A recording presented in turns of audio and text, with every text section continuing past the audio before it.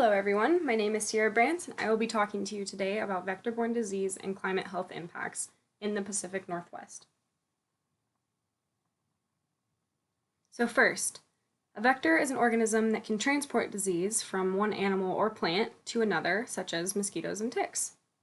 The three most common vector-borne diseases that are contracted in the Pacific Northwest are Lyme disease, West Nile virus, and Rocky Mountain spotted fever. With the warming temperatures, shorter winters, and increased precipitation falling as rain in the Pacific Northwest, vectors are expected to shift their distribution and abundance as conditions become more suitable in the northern states. Health impacts from the disease may also increase, along with healthcare costs and control program costs. So, there's a lot of importance relying around this situation and around this vector-borne disease. So vector-borne diseases have serious health effects to people such as respiratory compromise, spinal cord inflammation, and death in the most serious cases. Mostly these result from not getting treatment soon enough with Rocky Mountain spotted fever. Climate change is exacerbating these issues by shifting the abundance, prevalence, and distribution, leading to a possible increase in vector-borne diseases in the Pacific Northwest, and emergence of new diseases that weren't seen there before. Vector-borne diseases make an impact on our health and our finances through healthcare costs and spraying to keep populations under control. So, the populations most at risk of contracting vector-borne diseases are those who work outdoors, recreate, and those in rural and tribal communities, along with homeless populations. Those who are in poor communities near floodplains and fire-prone areas may also see a higher infection rate, due to being around habitats that are best suitable for the ticks and mosquito species. For example, floodplains provide stagnant bodies of water for mosquitoes to reproduce and for larvae to grow. The fire-prone areas can include grasslands and forested areas where ticks favor. Now we're going to go into each specific disease that is currently around in the Pacific Northwest. So first we have Lyme disease. Lyme disease is spread through the western black-legged tick that is most prevalent along the west coast. These ticks are mostly found in nymph form, which means they're about the size of a poppy seed and very hard to see and very small. They feed during spring and summer and can transmit the disease. The larger ticks can also transmit the disease during the fall, but they're easier to spot and get off your body before they transmit it to you. Animals can also get Lyme disease, and we can see it in dogs, horses, and cattle. The figure shows Lyme disease cases statewide under two different emission models, with your upper shown on the bottom. The PNW states are expected to increase in both emission scenarios. As you can see, they're yellow. With this increase, you can expect an increase in healthcare costs that currently result in close to $3,000 per Lyme disease contracted. So now we'll go on to Rocky Mountain spotted fever. So the infections are very minimal. In the past 2 years, there have been 6 cases in Idaho, which is more than normal. However, even though the infections are low, the infection itself is and can be very serious. It can be treated, but if symptoms go untreated for more than 5 days, it can be fatal. The tick that spreads this disease is the Rocky Mountain wood tick in the Pacific Northwest, but in Arizona and other southern states, the disease is spread by the brown dog tick that has been known to attract themselves to people rather than dogs when the temperatures rise, thus increasing incident rates. With climate change, if species in the PNW act like the brown dog tick, then you can expect an increase in cases and shift of the brown dog tick northward as conditions become suitable. So now for our mosquito-borne disease in the PNW. So with the longer seasons, there is a potential for increased human biting rates from the mosquito carrying West Nile virus. As you can see in Lewiston, the disease days increased from 113 to 126 in the last 50 years. West Nile is spread through mosquitoes to birds, to people, and animals, such as horses.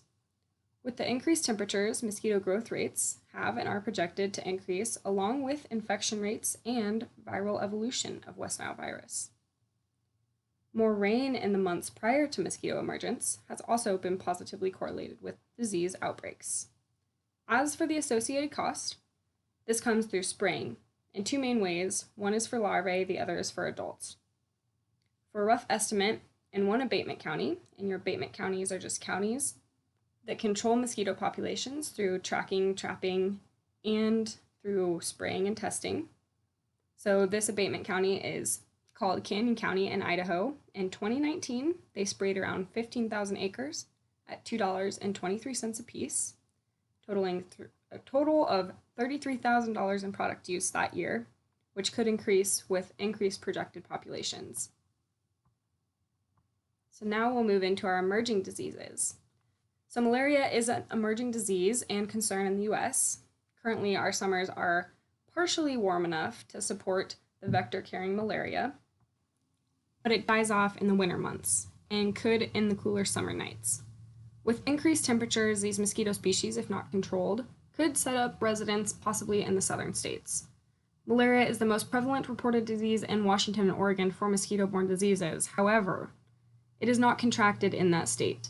Most confirmed cases come from those traveling, refugees, or immigrants.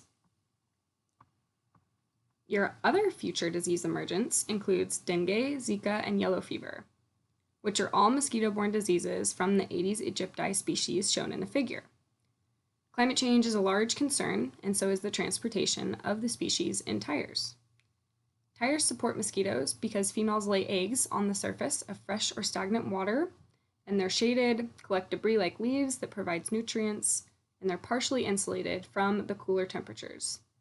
Tires without proper control may be the transportation that brings, and already has brought, the species into the northern parts of the state. Eventually, these mosquitoes that are transported may be able to last longer than one season and not die off due to warming from climate change.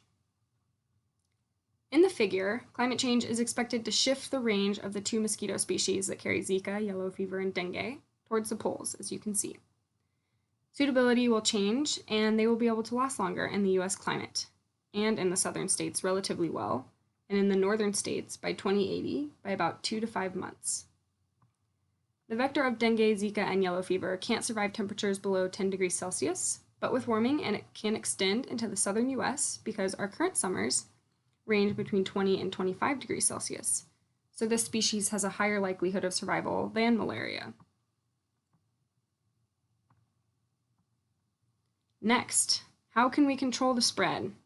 So many say to completely avoid vector-borne diseases is to avoid being outside during the peak months. We know that this is hard to do since we like to be outside, we like to adventure, and we like to enjoy the sun, and we might have work outside. Therefore, there needs to be an increase in control techniques and self-awareness/protection practices. These include increasing our statewide abatement districts and health districts that include climate change. Our current abatement districts do a good job at keeping mosquito vectors in check and spraying to eliminate disease emergence. On the right, you can see a graph of the vector control program capabilities. Oregon has the best out of the Pacific Northwest states. So in conclusion, there are 3 vector-borne diseases occurring in the Pacific Northwest currently: West Nile virus, Lyme, and Rocky Mountain spotted fever. Control programs can keep these populations under control, but climate change is projected to increase them and their distribution, leading to new possible disease emergence. On the right, there are links to the Pacific Northwest states, health district, climate change, and public health tabs. Idaho does not currently have a climate change sector in their public health district, but hopefully they will someday. So again, climate change is going to change the way that vectors are present in the Pacific Northwest, with possible new emergence of malaria, Zika, and dengue. Thank you all, and if you have any questions, please feel free to reach out to me. These are my references, and have a good rest of your day.